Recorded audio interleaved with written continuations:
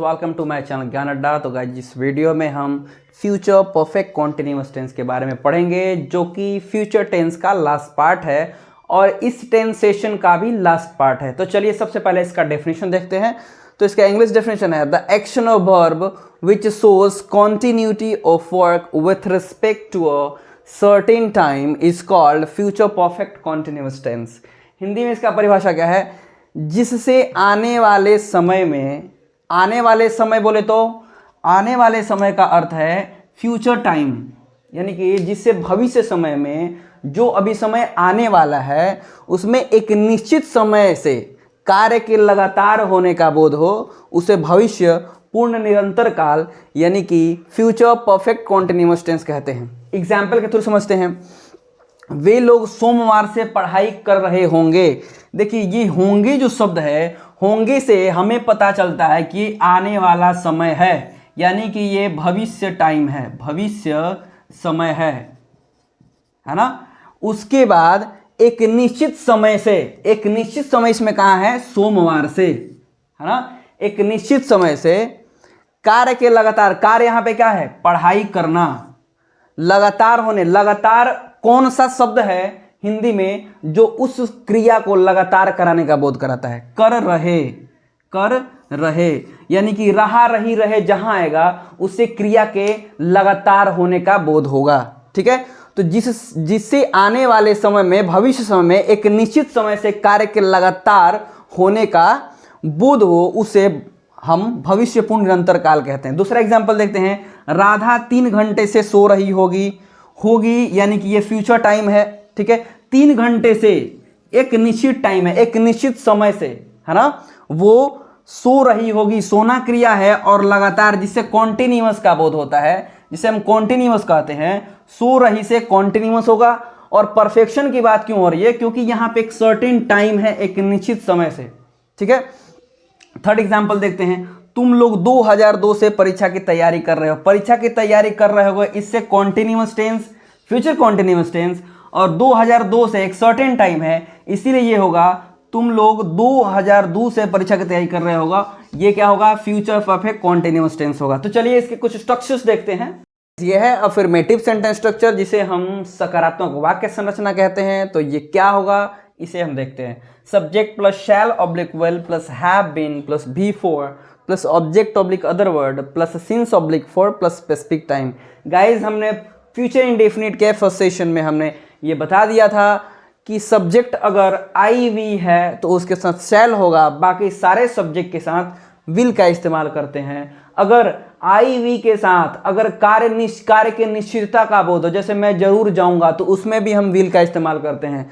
बाकी इसमें सिंस और फॉर का भी इस्तेमाल हम कैसे करते हैं वो भी हमने बता दिया था कि अगर दिन की काउंटिंग होगी, यानी कि कितना दिन होगा, उसमें हम फॉर लगाएंगे। जैसे 4 साल, 5 साल, 6 साल, 7 सप्ताह, है ना, 2 दिन, तो उसमें फॉर का इस्तेमाल करते हैं। बाकी नेम ऑफ टाइम, समय के नाम के साथ, यानी कि जैसे 2005, सोमवार, मंगलवार, 1987, इन सब समय के साथ हम सिंस का प्रयोग करते हैं। तो चलिए इसका स्ट्रक्चर आप देख चुके हैं कि subject plus shall oblique will plus have been plus B four plus object oblique other word plus since oblique for plus specific time. Example देखते हैं। वे लोग 3 वर्ष से बीपीएससी की तैयारी कर रहे होंगे। तो क्या सब्जेक्ट होगा? दे के अकॉर्डिंग विल लगेगा, दे विल हैव बीन। अब देखिए भी फोर का मतलब है वर्ब वन प्लस ING, यानी कि प्रिपेयर क्या है? तैयारी करना। V1 है तो ING लगाएंगे, तो ये होगा प्रिपेयरिंग। किसकी? बीपीएस की। फॉर बीपीएससी 3 साल से, यानी कि फॉर 3 इयर्स। नेक्स्ट एग्जाम्पल देखिए। राधा 2002 से विद्यालय में पढ़ा रही होगी।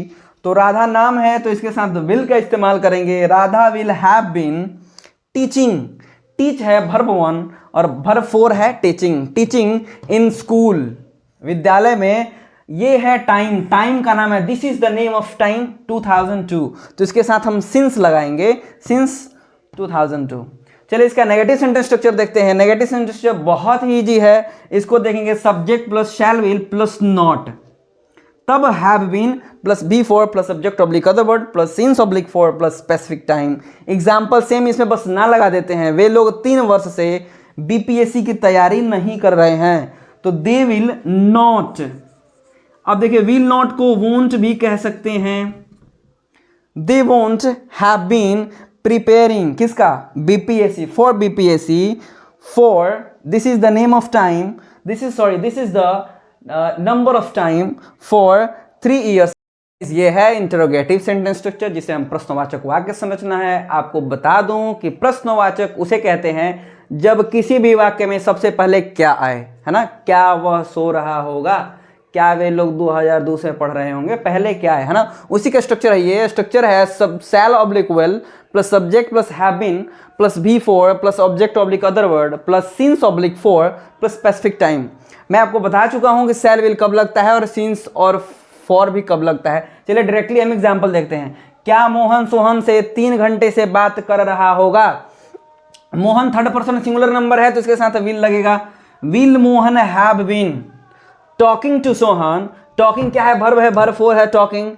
मोहन क्या है? ऑब्जेक्ट है। किससे बात कर रहा होगा? मोहन से बात कर रहा होगा। मैं बता चुका हूं कि ऑब्जेक्ट उसे कहते हैं जिसका जवाब क्या तथा किसको से मिल सके, है ना।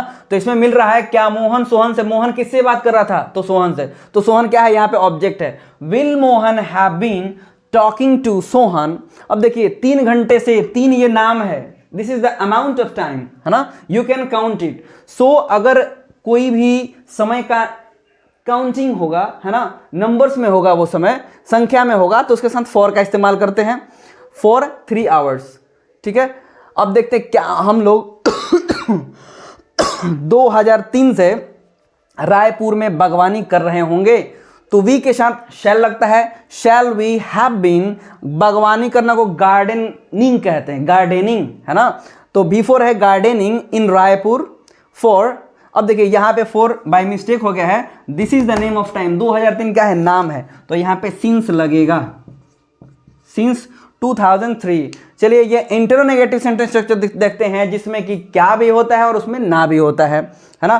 तो shall oblique will plus subject plus not plus B4 plus object oblique other word plus since oblique for plus specific time. Example है सेम एग्जाम्पल, उसमें हमने बस ना कर दिया है। क्या मोहन सोहन से 3 घंटे से नहीं बात कर रहा है या बात नहीं कर रहा होगा? होगा, सॉरी है नहीं, होगा। ठीक है। तो विल मोहन नॉट, क्योंकि शैल विल सब्जेक्ट के बाद नॉट आ रहा है, तो will Mohan not have been talking to Sohan for 3 hours। अब देखेंगे आप कि अगर विल नॉट को आपको एक साथ बोलना होगा तो आप यहां पे डायरेक्टली वोंट कर सकते हैं। Won't, WON''T, won't. Won't Mohan have been talking to Sohan for 3 hours। Next है, क्या हम लोग 2003 से रायपुर में बागवानी नहीं कर रहे होंगे? तो वी के साथ शैल लगता है, तो shall we not have been gardening in Raipur. ये नेम ऑफ टाइम है, तो सिंस 2020। गाइस ये है WH इंटरोगेटिव सेंटेंस स्ट्रक्चर, जिसे कारण बताओ प्रश्नवाचक कहते हैं। इसमें WH वाले वर्ड आते हैं, जैसे वेयर, वाई, वेन, है ना। तो इसमें H या WH रहता है, जैसे हाउ, कैसे। इसमें कारण बताना हो, H आ गया ना, या फिर वेन, WH वर्ड आ गया। सीधी सीधी बात है कि कारण बचाओ प्रश्नवाचक है। इसमें जो भी वाक्य आएगा, जैसे वह सोमवार से लड़ाई क्यों कर रहा होगा, क्यों क्या है? WH वर्ड है, वाई, है ना। इसमें कारण बताना होगा। तो सबसे पहले इसका स्ट्रक्चर देखते हैं। WH plus shall oblique will plus subject plus have been plus B4 plus object oblique other word plus since oblique for plus specific time. ठीक है। एग्जाम्पल देखते हैं। वह सोमवार से लड़ाई क्यों कर रहा होगा, तो क्यों यानी कि WH वर्ड हम पहले लिखेंगे, तो वाई, फिर ही के साथ विल लगेगा, why will he have been, लड़ाई, लड़ाई को फाइट बोलते हैं, लड़ाई करना, कर रहा, B4 फाइटिंग। अब देखो जी, सोमवार क्या है? This is the name of time. तो नेम ऑफ टाइम के साथ, समय के नाम के साथ हम सिंस लगाते हैं, तो यहाँ पे सिंस लगा है, सिंस मंडे। नेक्स्ट एग्जाम्पल है, तुम 2012 से कहाँ पढ़ा रहे होगे?